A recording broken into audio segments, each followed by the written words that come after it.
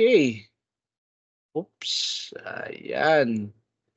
So, good morning, class. And our topic for today is about functions in Python. And this is something not new to you already. Okay?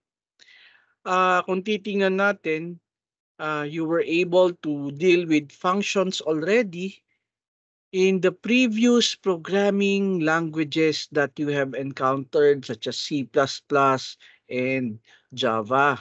Okay? And for our objectives for this morning, at the end of the module, you are expected to define what is a Python function, list and discuss the different types of functions, write the syntax, demonstrate how to run a function, and discuss the scope and lifetime of a variable. So what we have here are Python functions. And syempre, alam niyo yun, much like an ordinary, well, much like yung mga programming language na na-encounter nyo na, no? A function is a group of related statements. And mahalaga sa, it's the foundation of the different programming paradigms out there. Starting from procedural, from functional, no? To modular, structural, tsaka object-oriented programming language. And all of them, the basis is how you create functions or what we call methods in our program. No? And when we are talking about, di ba, much like when you are working with your, tawag dito, C++ and Java, no? For those of you who were my students before, iba, when we are talking about methods, you can categorize them into four. Okay?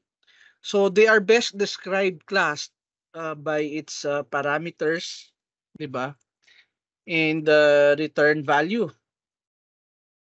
So importante to class, ano? So by at this time, dapat you have a good grasp already of how do you create methods kasi this is the foundation of object-oriented programming kasi. Ano?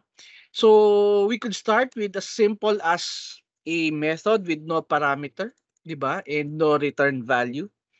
Ito yung mga void, 'di ba? So, wala tayong nire-return na value when we try to call a function. And meron din naman tayong no parameter void, pero we can pass you know, a parameter. I mean, we can return a value from it, 'di ba? Or we could have a function with parameters. No, we could pass information to it, but it does not return anything, but it can accept parameters. Or we could have a function with both parameters and it can return a value.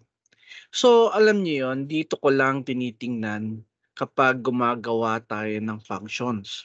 Okay, dito lang umiikot ang design ng functions natin. How they call one another, syempre, nasa diskarte nyo yan. No? That's how you design your program. Okay? So, moving forward with our lecture, since, you know this already, and this has been always been discussed in your previous programming language. Now, as what we have said, it's a bundled set of instruction, and a function is a code written to carry out a specific task. No, and it does return none or more values. Okay. Now, there are different types of functions in Python. Okay, gano'n din naman sa sa tawag dito, sa Java and C++. There are built-in functions na tinatawag, 'di ba? What is the package na ginagamit sa Java by default na naka-import? Ano 'yun? Anyone? La, can still remember? What is the default package that is imported in a Java program pag gumawa tayo? Anyone? Hello, class.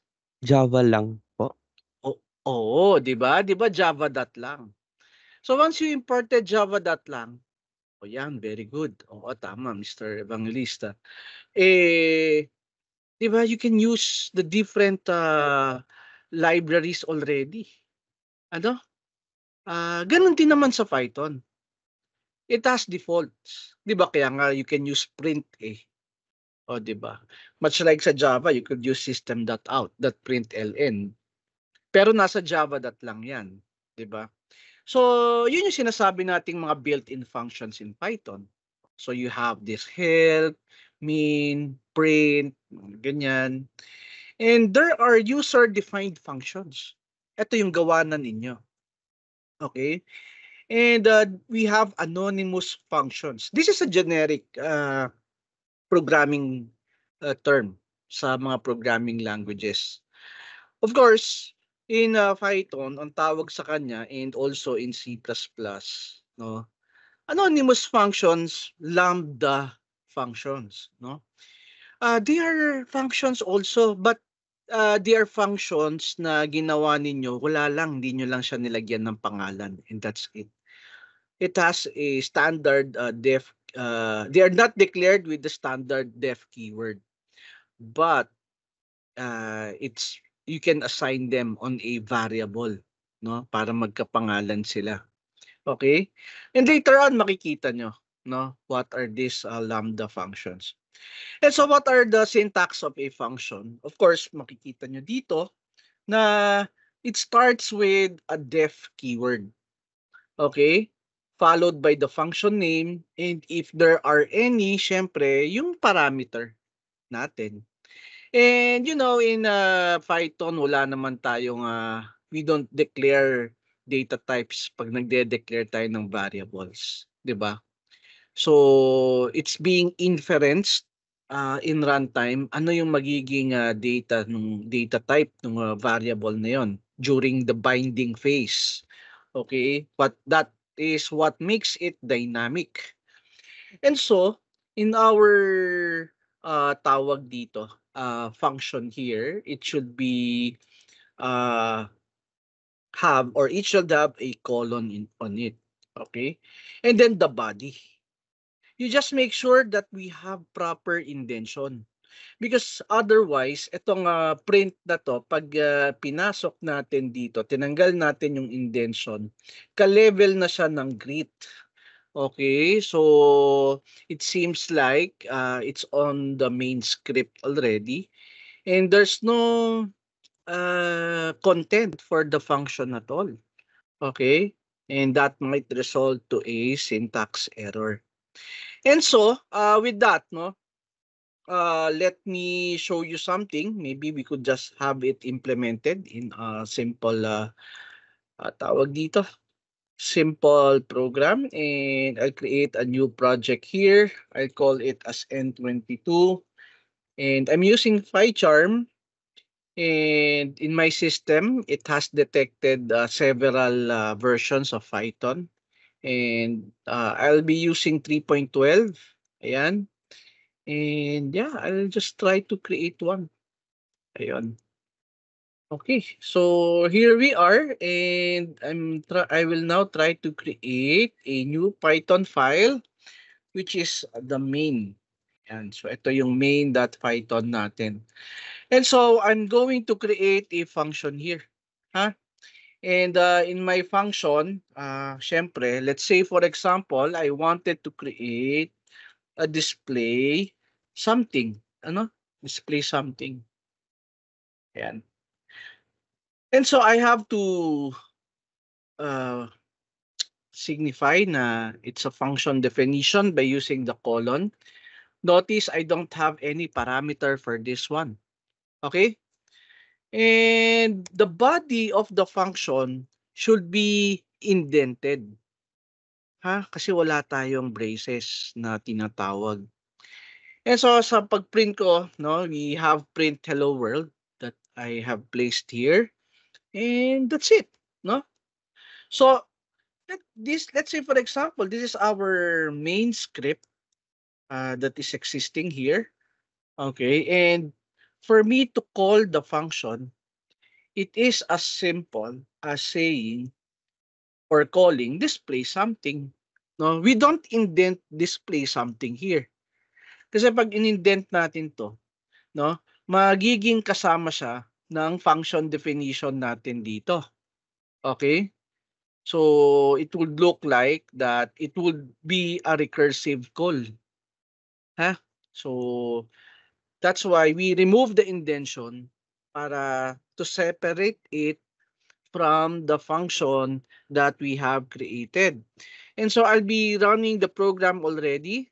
Ayan. So as what you can see, we have here an output which is basically hello world. Okay. Now, syempre, as what we have said, we could create parameters for this one. So sabihin na natin, we have a normal string that we wanted to display aside from hello world. And so we have space here and another string that we wanted to print it out. So that is basically yung str natin. Okay? Eh di, syempre, when I have to call this function, this will generate an error. Kaya sabi niya, it needs an argument. Ang tawag sa information na pinapasa natin sa function, okay, is an argument. So technically, this is just a review of just what you have learned before. And it's just syntactically different. Ano? And let's say, for example, hello world, then we have CS0048. Ayan. And look at the output. So we would have now hello world CS0048. Yung CS0048, yun yung magiging value ng str. Okay? So pinapasa natin yan. And so may makikita kayo dito sa lecture natin. Okay? That we have here this particular docstring. Okay? Well, basically, this is used to document what the function is doing, no, for documentation purposes. The important thing here, it should be the docstring should be right after the function definition. Okay? So kung titingnan natin, okay, we could have a docstring here, no? That this function displays a string. Ayan. 'Di ba? So, how can we use that particular docstring? Siyempre, if let's say for example, no, you wanted to print, nagiging property na siya nung function natin. Okay, so you have here display something, okay? And instead of calling a function, you will call now the doc module, no? Ayun. Yan, the doc. Yan. So you'll just have to call the document property, and if you're going to run it, this function displays a string. That's how it goes. Okay?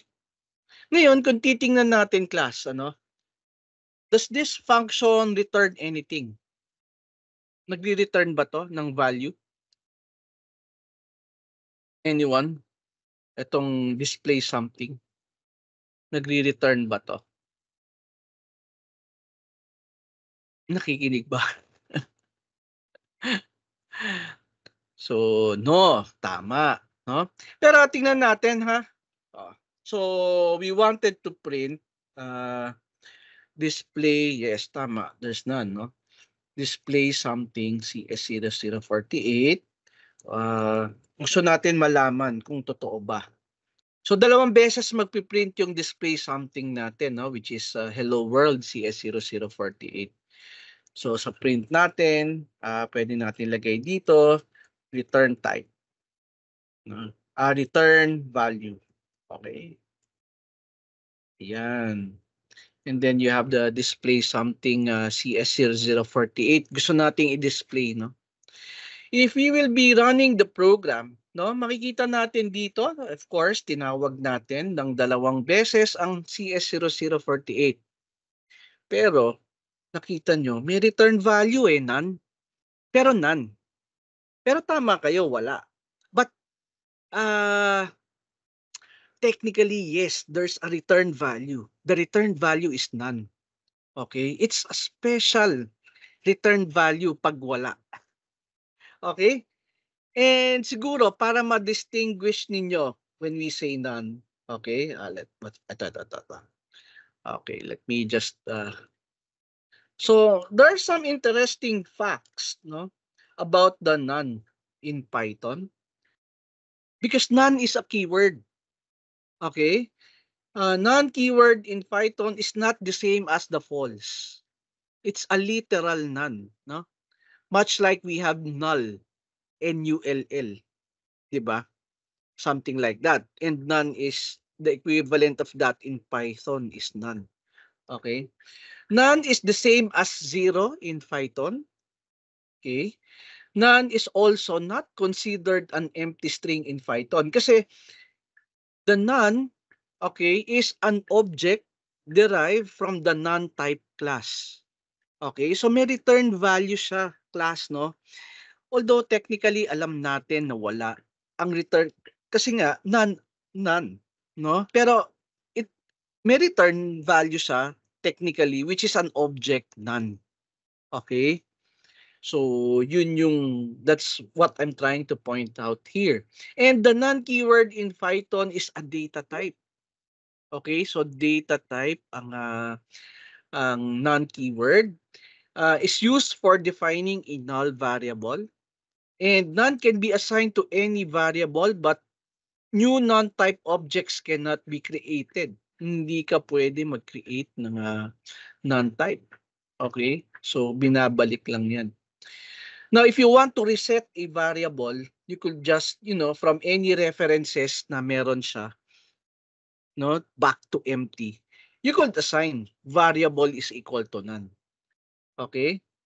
So, non-keyword, you can use the is keyword and the double equal sign on it. Okay, a variable can be returned to its initial empty state by being assigned to the value of none. Okay? So, tama pa rin kayo. There's no return value, yes.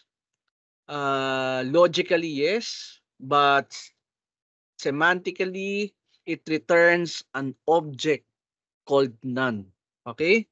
So, yun yung medyo we have to look into, no, when we are dealing with function call. Okay? And so, we have this parameter that we wanted to pass, no, doon sa function na ginawa natin.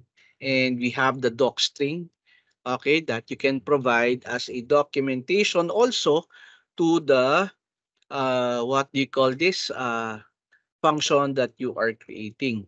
Now, alam naman natin in the previous programming language that we have encountered na meron tayong return statement. Okay? Itong return can be used in 2 ways. One is if we wanted to terminate the function because of some logic, particular logic that we have to return already, or use it to return back a value. No, that's why it's optional that you have an expression that you could place on the return value. And I have explained already yung non-object na tinatawag. Okay, such as in this one. Ano? This function returns none kasi wala naman talaga eh. No, there's no value as what we have demonstrated earlier. Pero ito meron ng value because take a closer look, no? Let's say we created a program with regards to the absolute value of a specific number. If number is greater than or equal to 0, okay, we just return the positive value of that number, which is return num. Okay? And return negative num if, for example, less than 0 value. So that's why, if we are going to look at it, no, we have the output 2 and 4. Okay, which is the absolute value. So negative 4 and negative num, no, will result to a positive. So absolute value, you have negative 4, 2 and 4. Okay? And so meron din tayong tinatawag na scope and lifetime of variables. Alam naman natin tong scope and lifetime. When we are talking about the scope of a variable, no? Ito yung parang lifetime ng variable, no? The way we are seeing it doon sa source code natin. Okay, which is the portion of a program where the variable is recognized. Okay? And for example, yung mga parameters natin doon sa function. Okay? Meron silang local scope. They are only known on that particular function that we have. Okay? Yung lifetime naman na sinasabi, the lifetime of a variable is the period throughout which the variable exits in the memory. Okay? So technically, they are destroyed once we return from the function. Okay? So hence, a function does not remember the value of a variable from its previous call. And so, ano ba yung sinasabi natin dito? Okay? So in our example here, if I'm going to demonstrate that, let's say for example we have a global, global variable here which is x, ginawa nating 100 initially. Okay? We all know, class, na yung str dito sa loob ng function na to, hanggang dito lang siya kilala. That's the scope. And that's the lifetime. After this function call, str will be removed already from the memory and you cannot access str outside display something. Okay? Pero, if for example, I declared another, ayun, okay. For example, in my program here, I declared another x which is 500. Okay? X here is local to display something. Okay? Hindi niya kinikilala yung global x na ito. Okay? So, it's local. So, tingnan nyo if I'm going to create another output here, tapos x ang ilalagay ko. Okay? And dito naman, I'm just going to print the value of x, no? Dito sa main natin. Look what will happen, no? So, makikita nyo dito na in our output, okay, that the hello world, yung tinawag natin dito, ang output niya is 500. Ito, 500. Hindi yung nasa taas na 100. Okay, because you declared another variable here inside display something and kinikilala niya dito parati is yung local muna, which is x equal to 500. Kaya after this function, pagbalik dito, notice, pag print natin yung x, yung 100.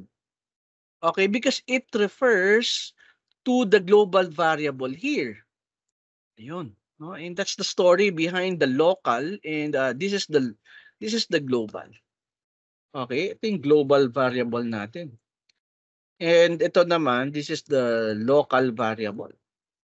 Oh, and so that's why it is working that way. Okay? Ngayon siyempre, sir, is there a way for us to access the global from here? Oh, yes, you can, no?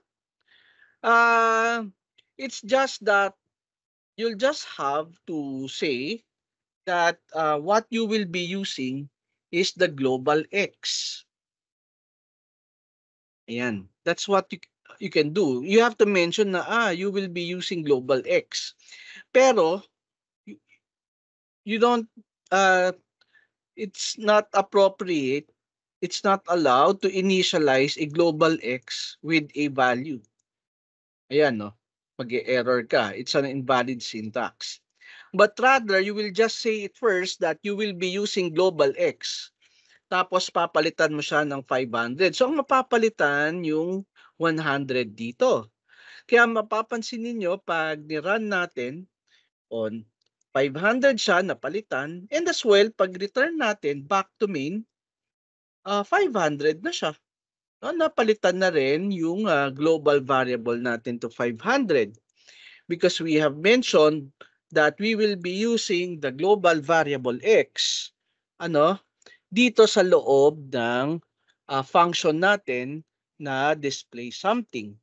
And yeah, no, that's something new when we are dealing actually with global variables dito sa program natin. And so moving forward with our lecture, so since naintindihan natin about local and global variables, let's go now to function arguments. Okay? Siyempre, you are not limited to just, a single argument doon sa program natin. Okay? So magdadagdag tayo like we could have another string, no, that we can pass to display something. So since ganito ang function definition natin, which is another string, no? If I'm going to compile this one, aangal yung interpreter natin. It's because we only used a single parameter for that one, no? Isa lang ang nilagay natin.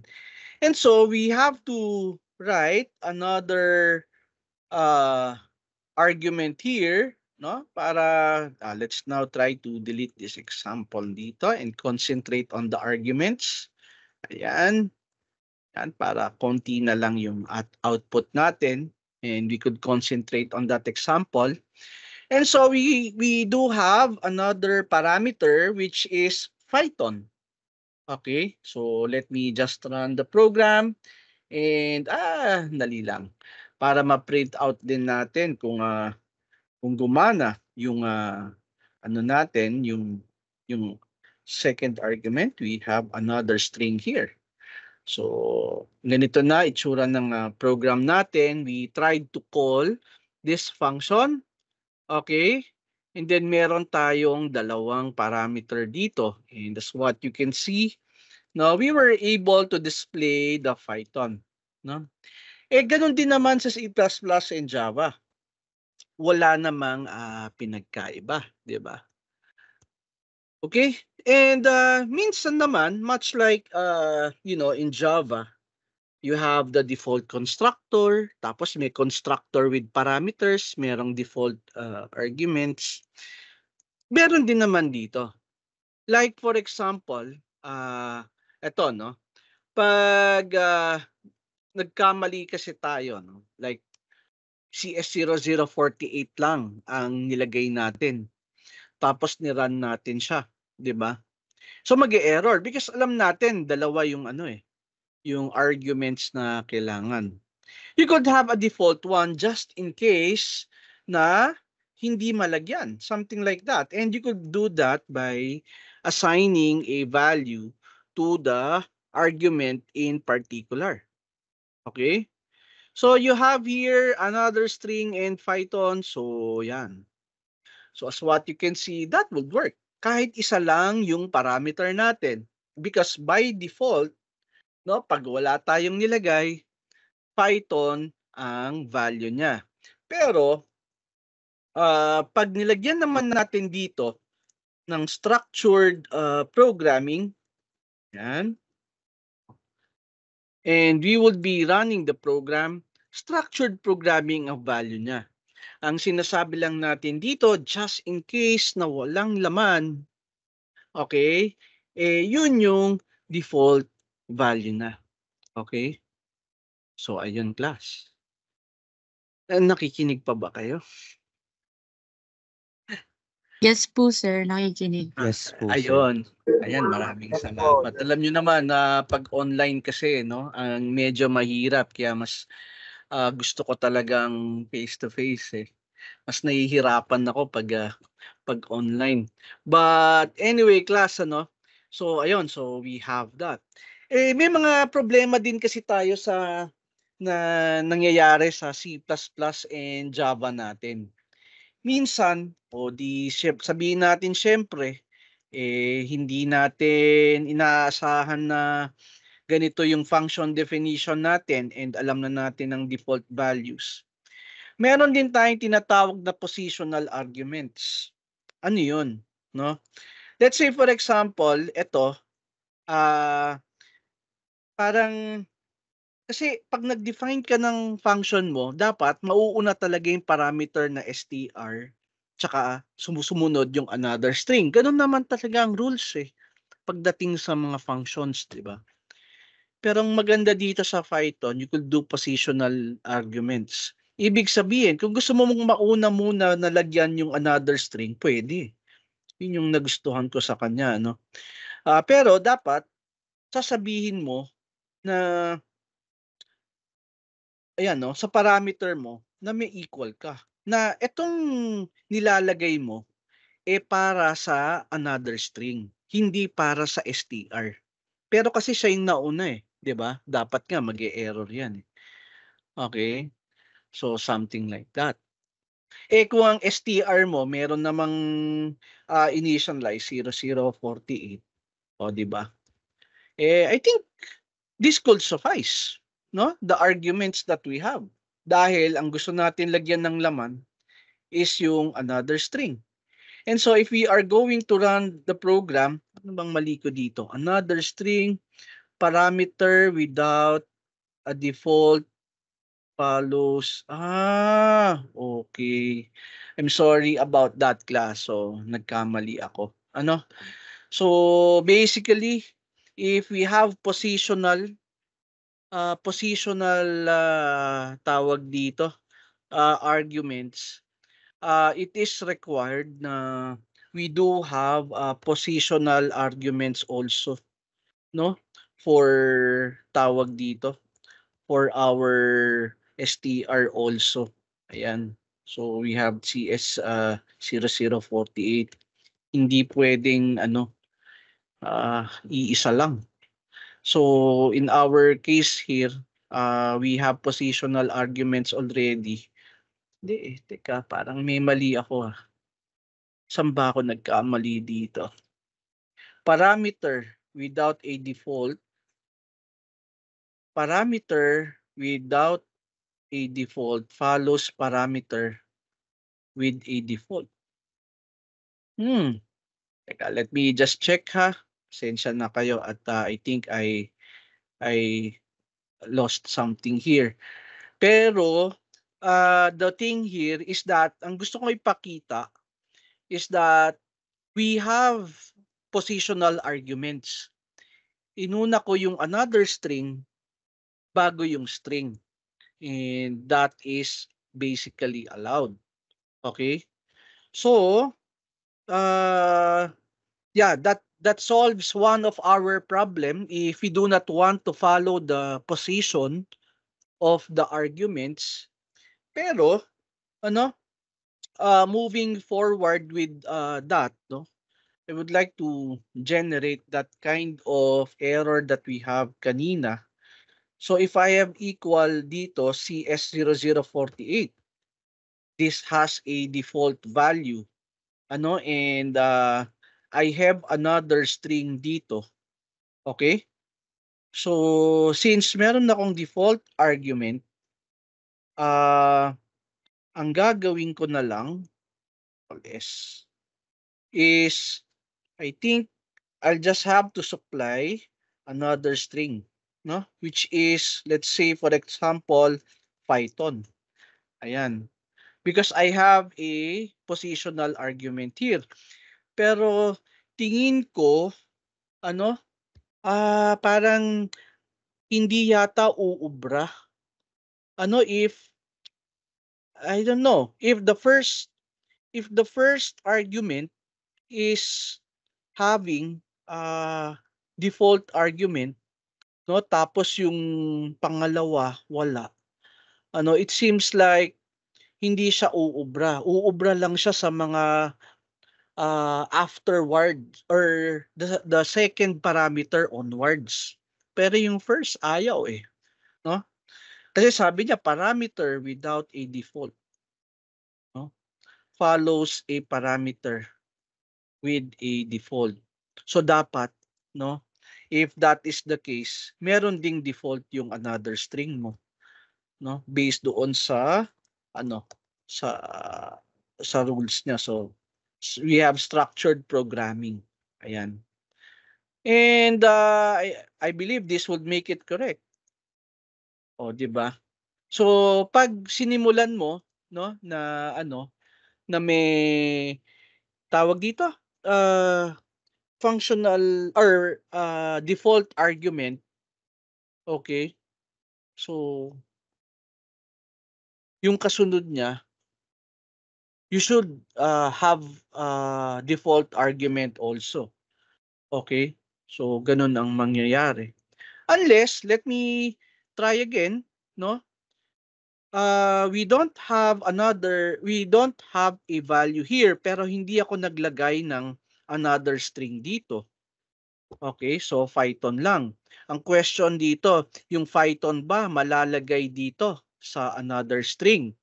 Kasi we have a default CS0048, no? This is another case.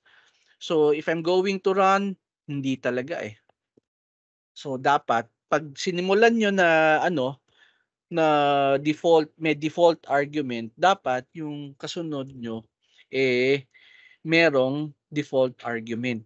Okay? Pero yung kanina, okay, this is allowed. Ayan. 'Di ba? Yung sinubukan natin kanina. Wag lang yung simula. Ayan. Structured programming. Okay, so we have here yung Python, that will be the content of str. So ayan. Yan uubra. Kasi hindi mo sinimulan na may tawag dito, default argument. Okay, so yun yung mga basic rules lang na kailangan nating matandaan when we are working with arguments dito sa program natin. Okay, so I guess parang ano lang din na sa C++ and Java, ano? So anyway, of course there would be error messages that would appear to us in such case that we are lacking on arguments to multiple arguments in our program. Okay? So in Python, there are other ways to define a function. So we have the default arguments, the keyword arguments, and the arbitrary arguments. So yung itong arbitrary arguments, ito yung arguments na hindi natin alam kung ilan yung ipapasa natin na argument sa function natin. Okay?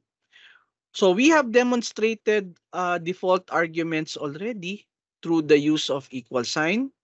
Okay? And we have here yung keyword arguments. Ito pala ang keyword arguments na tinatawag. Yung we are specifying the positional arguments that we need. Kasi hindi magkasunod pag out of order yung mga parameters natin. Pwede nating pagbalik ta rin. Okay? And tawag dito, when we are using positional arguments, Okay, like this one, yung keyword arguments, we make sure that all of them have is associated with the argument that uh, should be partnered with, no, dito. Otherwise, magkakaroon tayo ng error. Okay? And meron din tayong natuklasan kanina na yung default argument sa simula, pag naglagay tayo, dapat yung iba meron din. No? Pero okay lang na wala na default argument yung una. Ano? So, we have arbitrary arguments class. No? Pag sinabi nating arbitrary arguments, we do not know in advance the number of arguments that we will be passing to a particular function. Okay? And so in this, let's say for example, we created a function, with we don't know how many names we will be passing. Kaya that's why we preceded an operator asterisk doon sa names to signify that it is an arbitrary length of arguments na we are going to pass. No? But by doing this, this would result to a conversion of this variable in a type of collection. Pero kasi yung collection natin, kung titingnan natin class sa natin, no, sa modules natin dito, saan na ba yung natin? Yung eto, yan, sa modules natin. Kung titingnan natin yung collections kasi natin after module 4 pa, which is the data types. So you have the number, list, and tuple. You have the string, set, and dictionary. No, these are very important collection. Native na to, native data types na we do have in Python. And so in our lecture here, yun yung magiging resulta. It's a collection type na for us to iterate on each of the parameters that was passed here, this would result into a tuple data type. Okay? A tuple data type is much like a list. The only difference here is that it's immutable. You cannot change the values of that. Okay? So, unlike sa list kasi, pwede mong mabago eh. Like you can change the content of index 1, index 0, index 3. Ito hindi. It's a tuple. Kaya that's why ganun yung property niya. It's a tuple na you cannot change the value. Because in terms of security, argument yan na pinasa ng function ng logic mo doon sa function. Why would you change that? 'Di ba? It does make sense. And so that's why it is of tuple data type. So in our case here, no, if for example, we would like to accept an arbitrary length of arguments doon sa function natin, we could just precede it by asterisk names, no? So we have here for name in names, we have hello name, then yeah.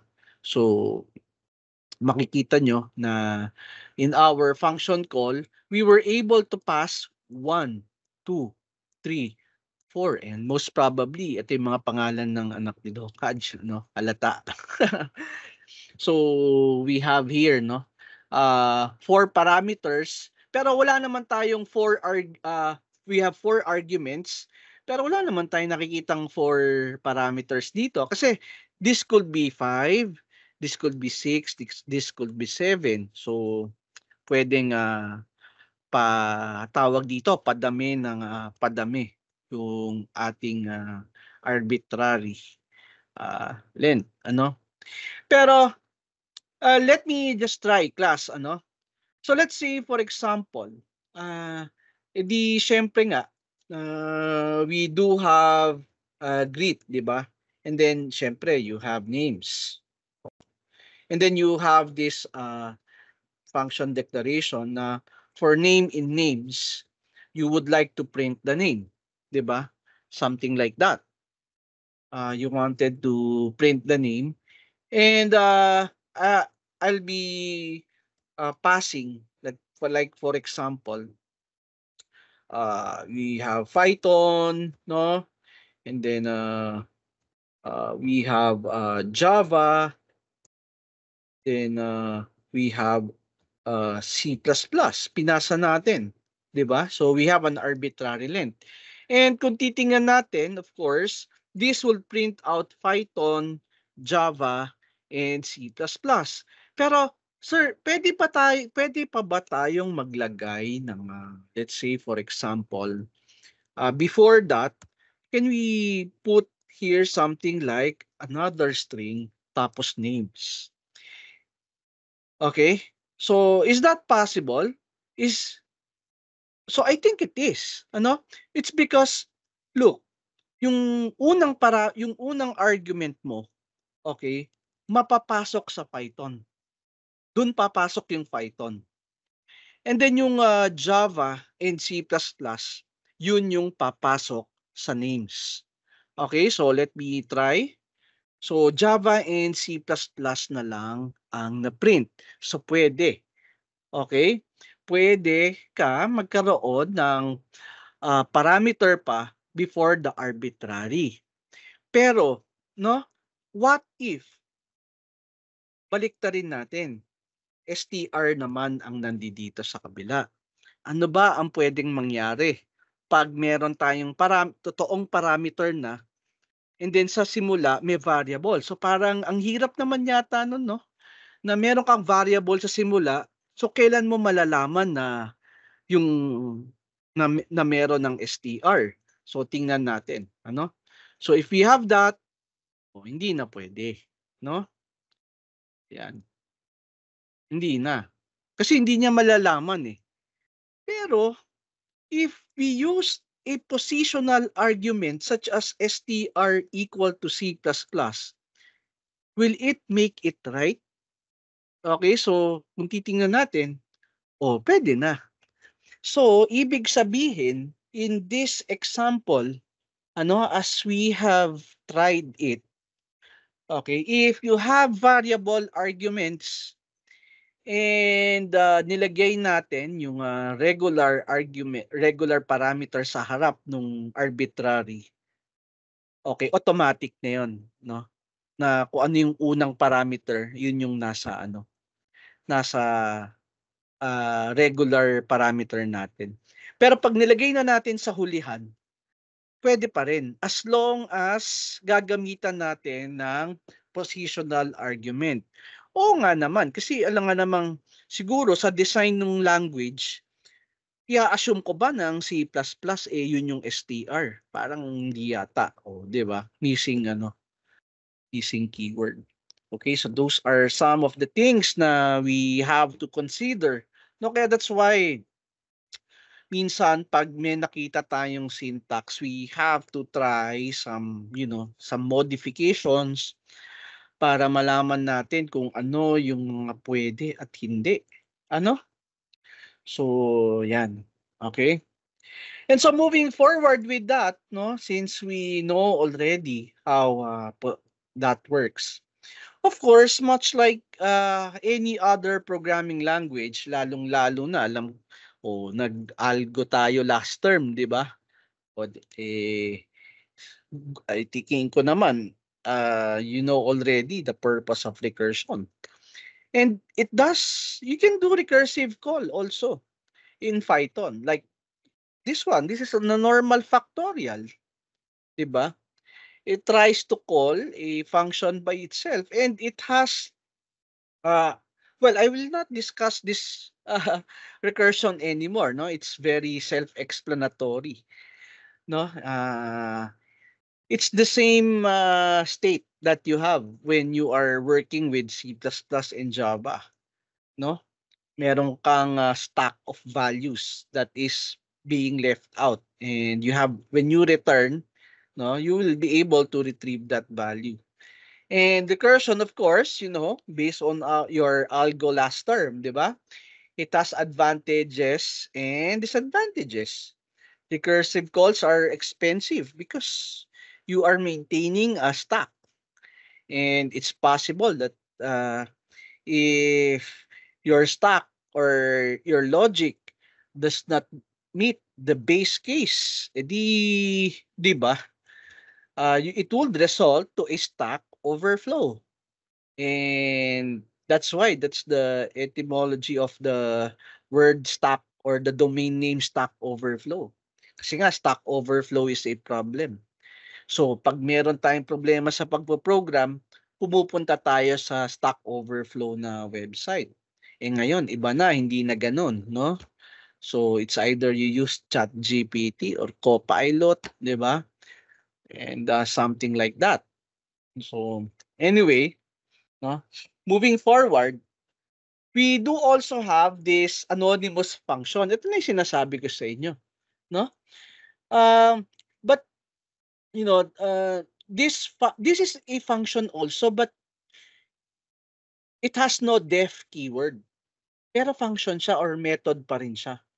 Okay? It just that it has no name. Okay? And the syntax of that is the keyword lambda. Ano yung arguments ng method mo and ano yung body ng method mo. Okay? So this is being used for a short type of execution of method, mga single liner, pwede ring multiple lines. Okay? 'Di ba syempre you have to separate it with a semicolon, no? To represent multi-line execution on a single line of code. Kasi interpreter yung yung Python natin, 'di ba? So take a closer look on this example. Gagawa ako ng method na ang parameter niya is x. Ayan. Okay. And the body of that function is return x times 2. Pero wala na akong return value dito, no? Na sinasabi. Okay? Walang return. So you have x and you have x times 2. Okay? And so the output is 10. Okay? And so this is something like, this is the same as if you are writing a normal method or a function called def double x return x2. Kasi ito mismo yung anonymous function natin. Okay? And inassign lang natin sa variable. Ayan. So that's why we were able to call this function by its name double. Pero kaya siya nagkapangalan. Pero inassign kasi natin siya on a certain variable. And the good thing with this is that, alam niyo yun, since you were able to assign this function on a specific variable, it doesn't stop you to pass your function as a parameter to another function. Okay? Diba? So that's the beauty of that, no? So you could parang ano siya eh. This is something like a generic solution also. Okay? For a certain operation na you wanted generic. Okay? So anyway, normally this is being used with collection data types like filters, maps. Ayan, nakikita nyo based on our lecture. Okay, yun nga lang kasi pag-aaralan pa natin siya after classes and objects.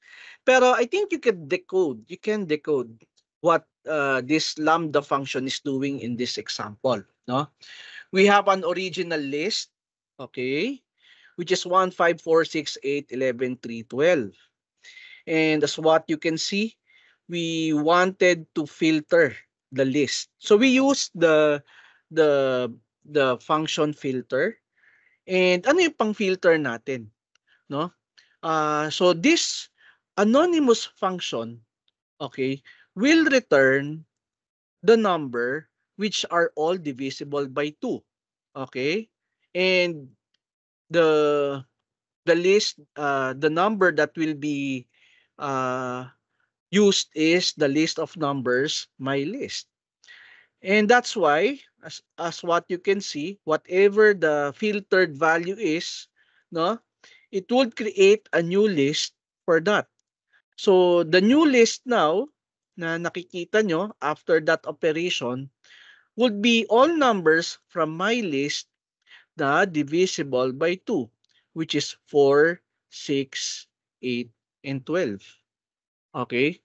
So, ibig sabihin, in the filter function that you use, you can use any tawag dito operation to perform, or any logic that you wanted to perform on a specified list, no? And kung tatanungin niyo, sir, what's the difference naman, no? In using a normal method against an anonymous function, yun kitang-kita na natin, no? In terms of the brevity of the code, hindi mo na kailangang hanapin yung function na, let's say kung normal function ang nilagay mo dyan, like ang pangalan niyan is locate divisible by 2. You don't need to look for the def locate divisible by 2 na function ginawa nyo sa isang katutak na code na meron kayo on your Python file. Yung code nyo mismo for that katabi na mismo ng ng kung saan nyo siya gagamitin, no? That's the first thing in terms of code proximity, no, and readability of the code. Alam mo yung logic na pina-perform agad, hindi mo na kailangan hanapin. Pangalawa, this is an interpreted tawag dito, interpreted program, no? Much like in other programming language, when you try to create functions, syempre compiled, interpreted, mga ganyan.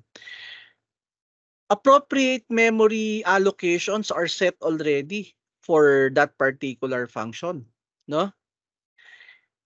So, ibig sabihin, kahit hindi mo pa tinatawag yung function na yun, there are some functions that has been set up already for optimization purposes. Okay? That uses memory already kahit hindi mo pa tinatawag. Ito, since hindi mo naman dineclare to ng def, wala pang ganong mga pre-allocation na ginagawa for optimization purposes, no? And gene-generate lang yung mga memory requirements ng on the fly anonymous function na ginawa mo during the time that it was called. So may mga ganong advantages siya, no, in terms of efficiency. Okay? Furthermore, when you're working with the threaded or asynchronous type of operation sa program mo, which is a multi-threaded type, it allows you to just, issue operations on the different threads that are running using the anonymous functions that you have created. Pero syempre, wala pa tayo doon sa ganong topic, no? Lalong-lalo na that would be discussed further in your course called Parallel and Distributed Programming, no? So doon na lang natin pag-aaralan diyan. And much like the map, no? Like ito, you have a certain list, 'di ba? So on that particular map, no? You would multiply all of the elements by 2 using the lambda function that you have created. So you have 2, 10, 8, 12, 16, 22, 6, 24 as a result of that particular function call. Ayan. Okay, and those are some of the new things na nakikita lang naman natin, no? When we are working with the Python language. Katulad na sabi ko, syempre, there are other advantages. Kaya makikita nyo dito sa modules nyo class, no? Nilagay ko na dito eh. No, alam nyo, you have this official Python tutorial. There's every time kasi na nagtuturo ako ng mga programming language, I always encourage my students to look into the documentation itself. Kasi mas marami ka pa ring matututunan dito, no? If you wanted to check that out. Like the link that I have provided, you could go to the Python language reference para mas makita mo yung gamit pa ng ibang syntax, or you could just go to the Python standard library para makita mo lahat ng built-in types na meron, di ba? Kaya nagagamit natin yung double kasi wala ka namang nakikitang double dito eh. But hindi lang map, list, tuple, range, mga sequence type ang makikita mo dyan, Marami pang iba, no? So may dictionary, may set, no? And other things, may mga built-in expressions, text processing services, binary data services, may mga data types like that, no? Numeric and mathematical modules, pero ito kailangan nyo na mag-import, ng mga iba like sa mga file and directory classes. But these are the standard library. Parang kumbaga sa C++, ito yung STD, using namespace STD. Siyempre meron din siyang counterpart. And siyempre hindi natin lahat madadaanan lahat 'yan. So these are the built-in functions that are existing. So ito yung sinasabi natin parang Java lang. Okay? So yan ang mga built-in function. So iilan lang naman dito ang pinakita natin sa PowerPoint, 'di ba? Pero ang dami pa niyan. So if you wanted to dive in to the different built-in functions of Python, which is later on in your thesis, kung most of the time kasi tingin ko sa thesis kasi most of the time Python ang gagamitin nyo if you are into AI frameworks. Most probably, yan. Kaya that's why it's one of the subject that you have right now. So anyway, moving forward, we have, as what we have said, we have global variables that we can have, in Python, and also local. And alam nyo naman to, yung global and local. I have discussed this already about global and local. And meron lang sigurong isa, which is the non-local variables that we have. Okay? So what about non-local variables? Well, alam na natin about global and local variables, no?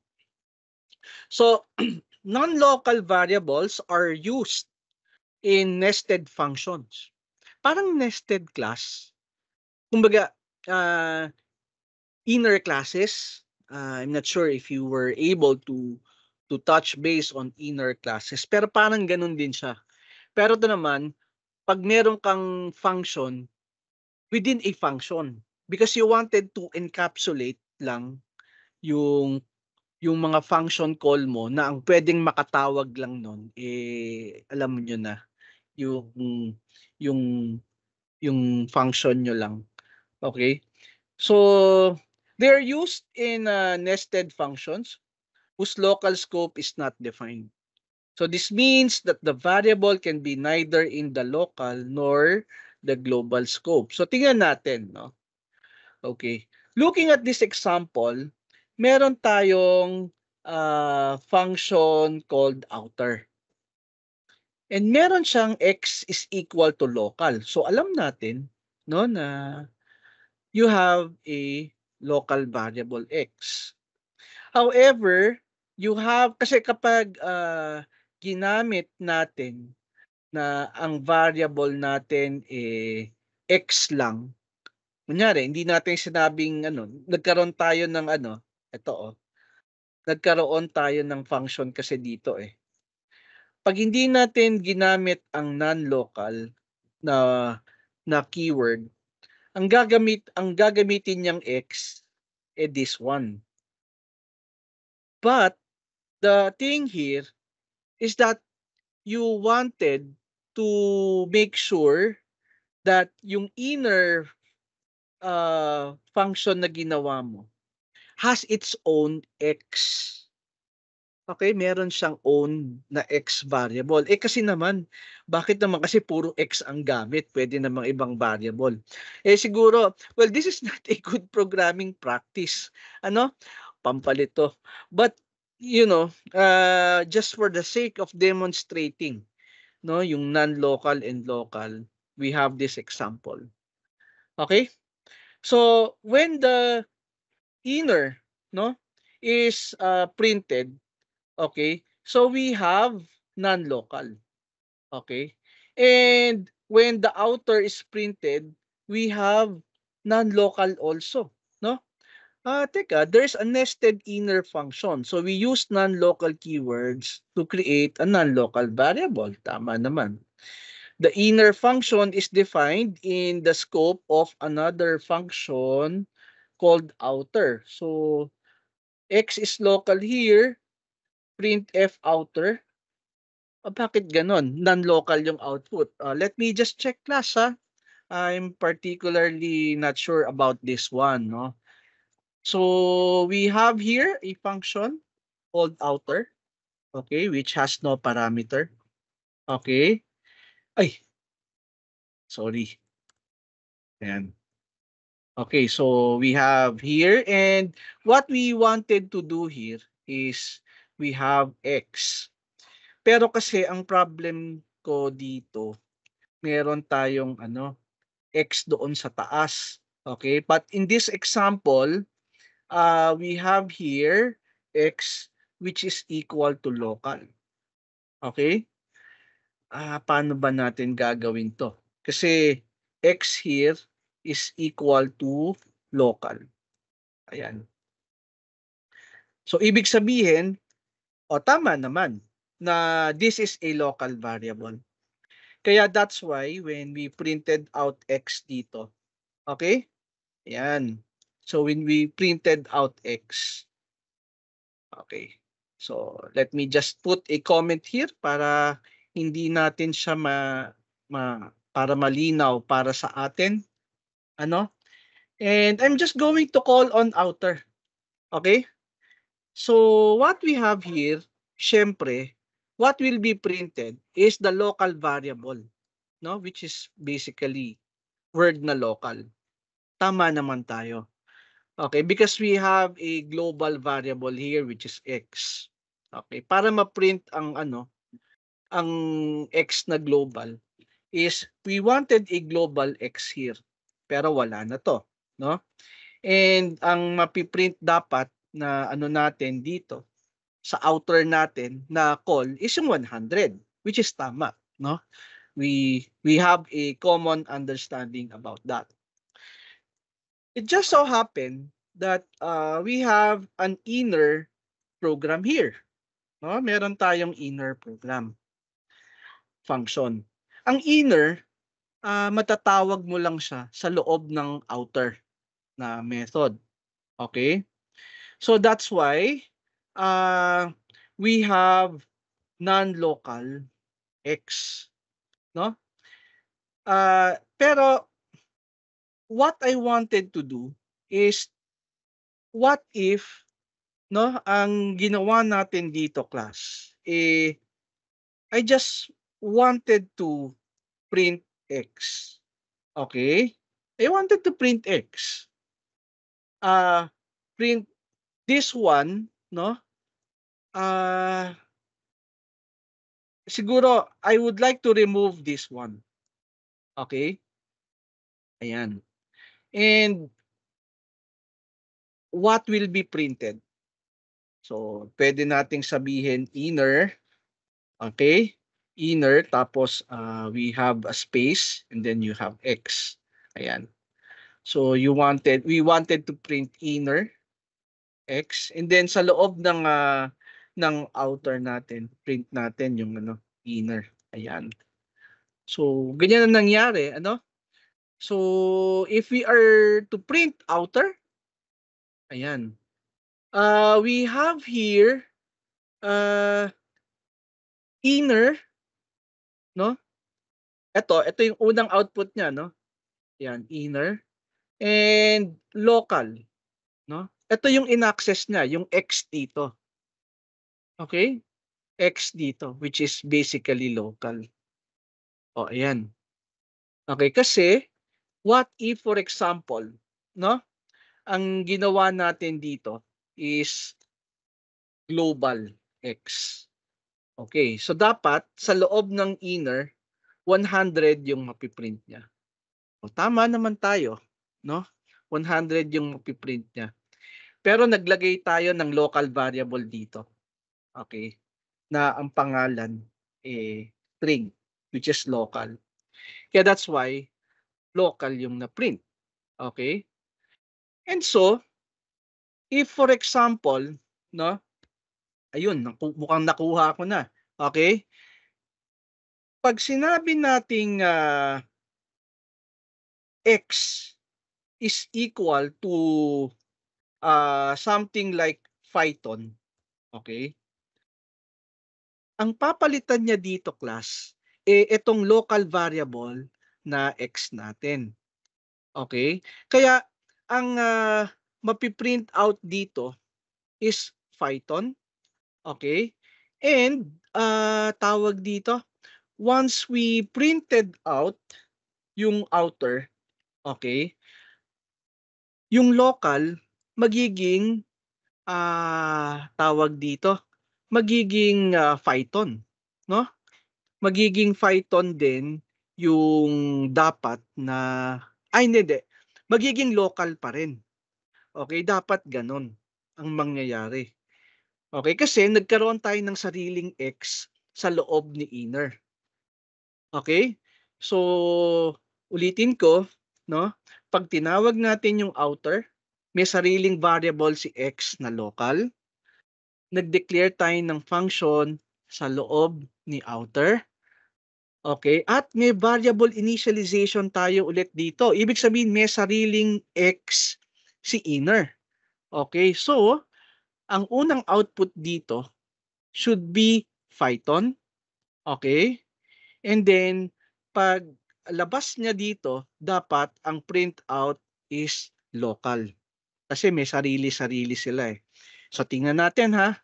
O, hindi tama tayo. Outer tsaka local. Okay? Kasi nakakalito yung lecture eh. Ngayon, ang gusto natin mangyari, class, ayaw natin ng sariling X sa loob ni inner. Okay? Ang gusto natin, yung X na nandito kay local. Okay? Kaya mo sinasabi na non-local X. Ayan. So, si non-local X, hindi na pwedeng ganyan. Kaya dapat X is equal to Python. Ayan. Ayun ang ibig sabihin nun, ha? Okay. So, para mas malinaw para sa inyo. Okay? So, ngayon, ang mangyayari na dito, class, no? May sariling variable, si local. Tapos sabi niya, no, I want you to use the same X. Kaya, that's non-local. Gusto ko gamitin mo yung X ni outer. So, nung pinalitan natin yung Python, napalitan to ng Python. Okay? So, that's why, nung print natin yung X, Python ang lumabas. At pagkatapos na nun, si outer, naging Python na rin. Kaya pag run natin, okay? So, si inner mo is Python. Okay? At si outer mo is Python. O, ayan ha. So, nilinaw natin, no? Ano yung non-local na sinasabi, no? Pag ganyang mga bagay. Kaya class, no? Parang tawag dito, no? In terms of proximity, no? Doon natin siya titingnan. Okay? So, yan, no? So moving forward, class, with that, no? Since we know the non-local is, meron tayong global keyword, and you know the global keyword is you will be using the global keyword, the global variable. So the basic rules for global keyword in Python is that when we create a variable inside a function, it is local by default. Okay? When we define a variable outside the function, it's global by default. Ganun lang siya kasimple. No? You don't have to use the global keyword. Ginagamit lang yung global na keyword when you want to modify the contents of a global variable inside a function. No? So using a global keyword outside the function has really no effect. Okay? So ayan, no? Which makes C a global variable. Okay? Ayan. So we have that, no? And so, if you wanted to modify, okay, we could just use the global keyword. Okay? So in this case, if we have C is equal to 1, which is a global variable, so C is equal to C plus 2, nag-error siya. So this is because we can only access the global variable but cannot modify it from inside the function. O, ayan. So you have to use the global keyword. Okay? So which means if you are going to modify, then you use the global keyword. Pero kung hindi naman, no? So I don't think there's a need. Kaya okay lang. Like for example, ito, there's no modification that's being done. So by default, you are using the global variable and it's okay. Okay? Pero kapag meron ng modification, then that's the time you have to say that C is global. You have to explicitly say before you will be permitted to modify the variable C. O, ayun. Ano? So, if you want global variables across Python modules, then you can just separate it, no, using different files like this one. Ano? But you have to write the namespace like something dito, ano? You have another Python file here. No? Let's say a Python file. So you have a global lib. Yan. Global lib. And then something like you have some A is equal to 0, no? And B is equal to 100.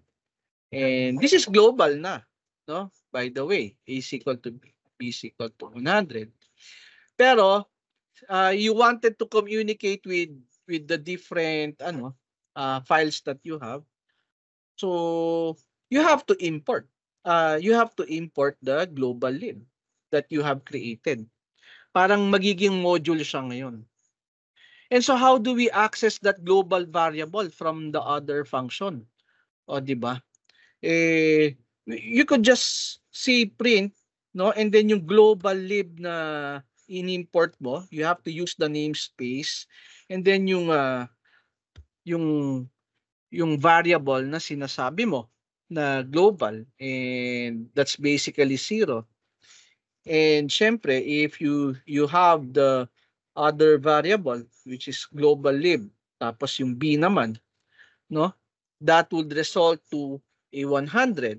And that's how you handle multiple global variables when you wanted to have it also transferred to other sections of your Python program kung medyo malaki na yung file operations, program operations natin. And all you have to do is to import a global library. Ayan, no? Yeah, no, that's basically it. And you could also use global in nested functions. We have tried it, di ba? Sa nested function, all we have to do is to specify global. Okay, and sometimes you wanted to create Python modules. Ano? And when you say Python modules, gusto mo i-separate sa different Python file yung mga programs mo. Parang gusto mo lang ayusin. Like for example, meron kang class, 'di ba? Gusto mo yung mga methods ng class mo naka-separate. Okay? Separate. So ibang class, ibang Python file, something like that. Or a collection of class, isang Python file. no? So if you have collection of classes, no? Hindi you have to take note na yung import natin hindi lang sa taas parati nilalagay. Whenever you needed that, that's the time you can also import. Kasi hindi naman siya compiled, kaya okay lang. Interpreted siya. Okay, just make sure you have imported it before you will be using that particular module. Like in our case here, no? Sa module natin, no, we wanted to create a function called display. Okay? That will display, ayan, kita niyo nagkakamali pa ako. Ayan, so I have braces, no? So I have print, no, which is basically A.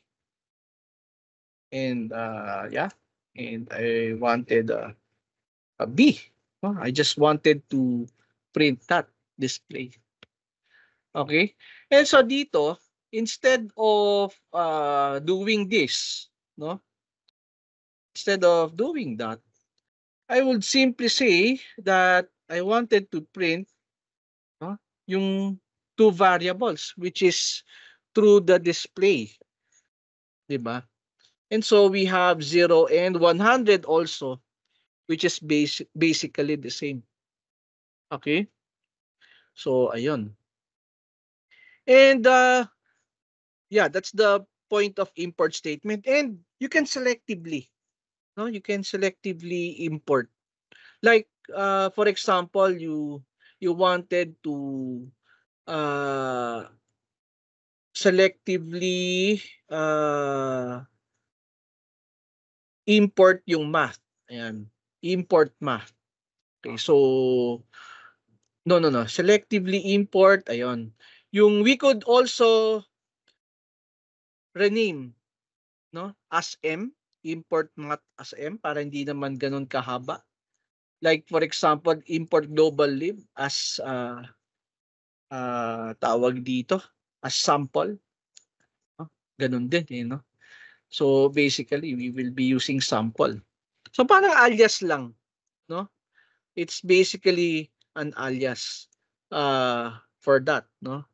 And ano pa ba? We could also specific names, no?